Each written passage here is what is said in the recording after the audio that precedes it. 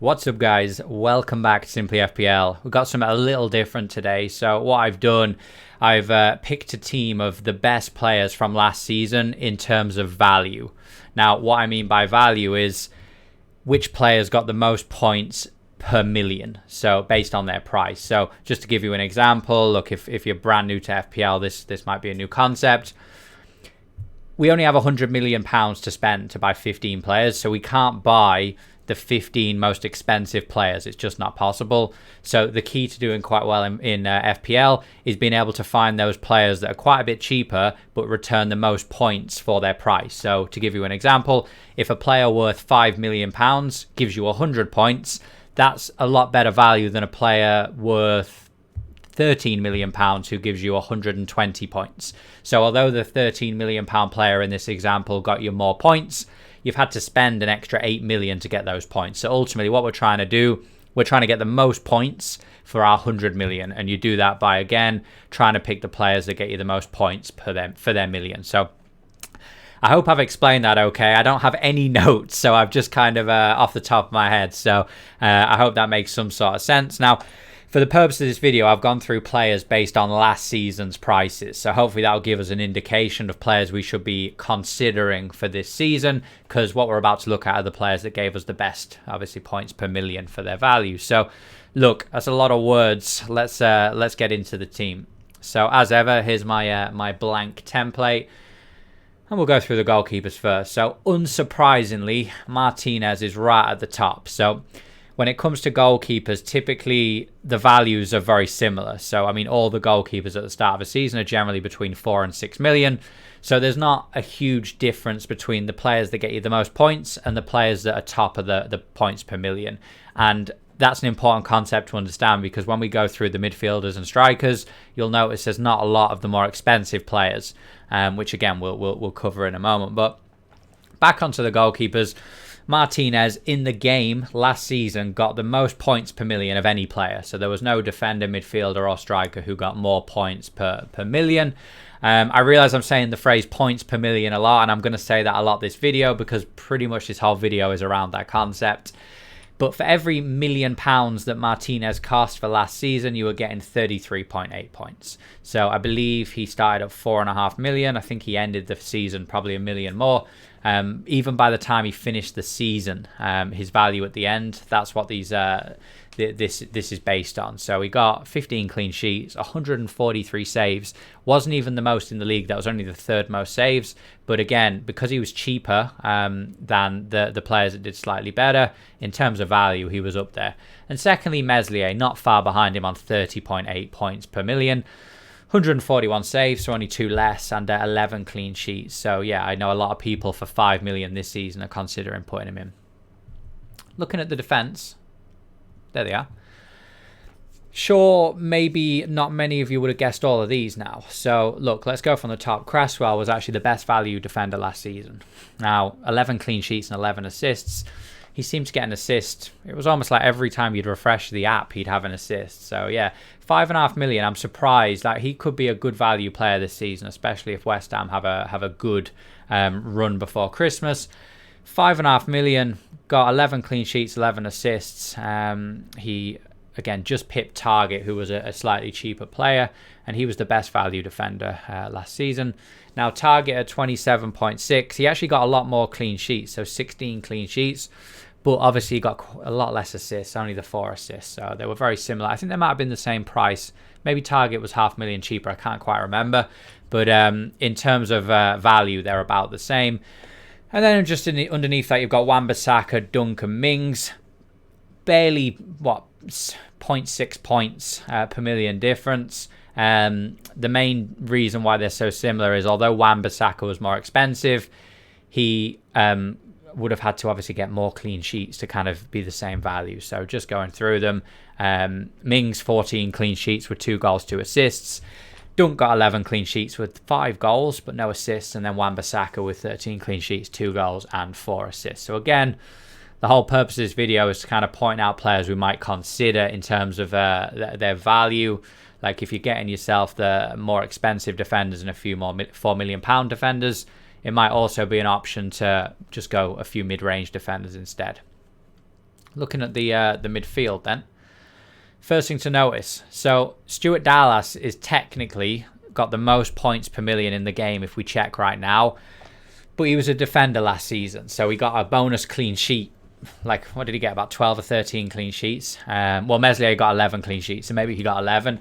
But he won't be getting that this season. So I think for the purpose of this video, there's no point us including him and saying he had...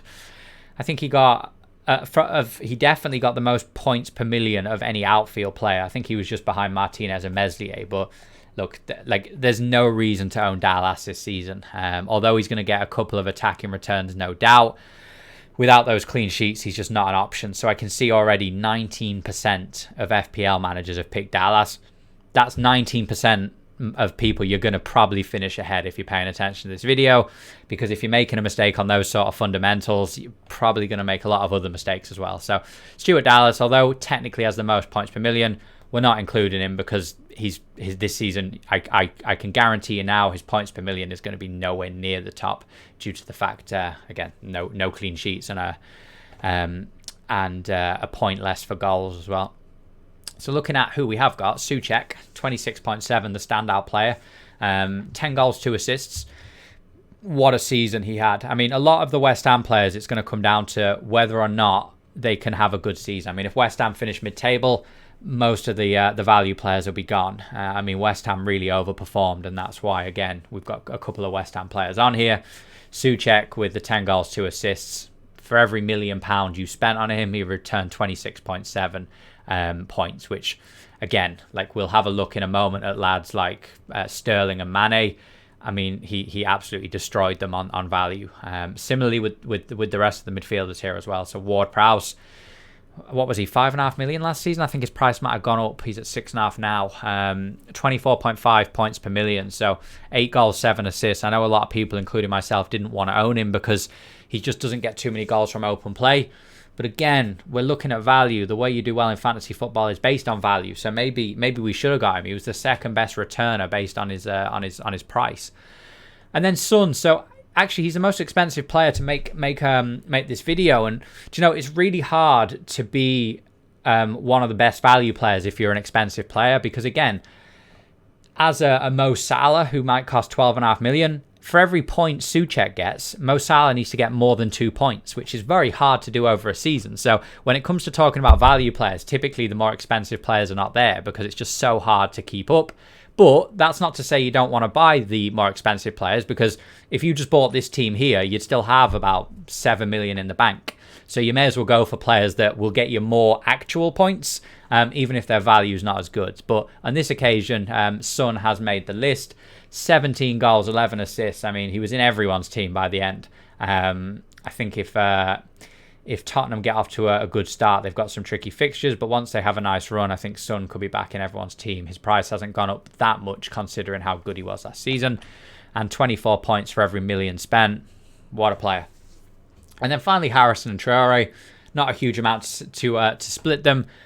Similar stats as well. So Harrison, 8 goals, 10 assists. Traore, 7 goals, 7 assists.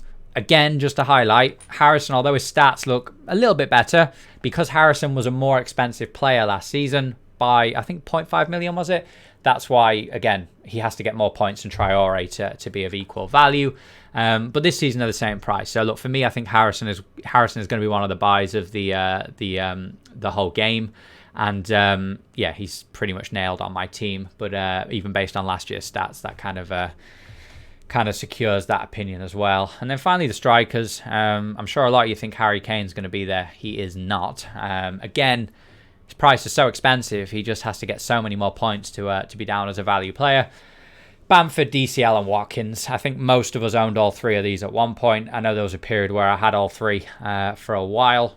Bamford, I avoided him for the first few months. In the end, I had to get him. Now, 17 goals, 11 assists. The one thing you want to remember this season is that his price has gone up. He's now 8 million. He started last season at, was it 5.5 million or 6 million? I think it was one of the two. So his value is going to be a lot less this season. But if we're based on last season's stats, best striker in the game when it comes to value. 24.2 points for every £1 million you spent on him. And just behind him, DCL. Actually, he started last season at 7 million, I think, so he was a bit more expensive. So his price is actually the same as Bamford. So if it's based on this season's prices, it'll be a lot closer than that. But for the time being, DCL 16 goals, 6 assists. I think he got a lot more bonus points. I could be wrong, but I vaguely remember every time DCL got a goal, it seemed he got 2 or 3 bonus. And then finally, Ollie offside Watkins. If this was a video about who got the most offsides, it would just be him on that screen 15 times. But we're talking about value, and last season he definitely was one of the value players of the game. 20.6 points for every million. Now, he phased off towards the end. So I'd say at Christmas he was maybe he was top. Maybe Bamford was ahead. But yeah, he kind of slowed down towards the end to the frustration of many people like myself. But yeah, 14 goals, 9 assists. For 7.5 million, and the chance that Villa have a tricky season, kind of the second season syndrome after having a really good season. Yeah, I'm going to avoid him for the time being. I mean, if he starts banging in goals every week, that'll change. But 7.5 million, I think I prefer Bamford or Calvert-Lewin. Watkins at 6 million would have been potential, but not for me at 7.5. So hope that made a bit of sense. And the interesting ones, who are we avoiding? So a few standouts in terms of price per million.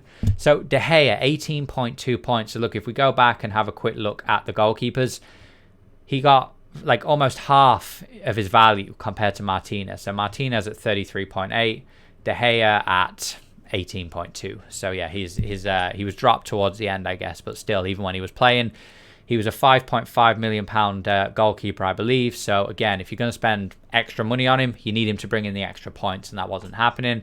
Similar Godfrey. So I absolutely love Godfrey as an Everton fan. I think he's phenomenal, but I was shocked to see in terms of FPL points, he did terrible. So the combination of him costing a bit more than the average kind of £4.5 million defender, when he wasn't nailed to play every game, and the fact Everton weren't keeping clean sheets, and also he didn't really score many goals either.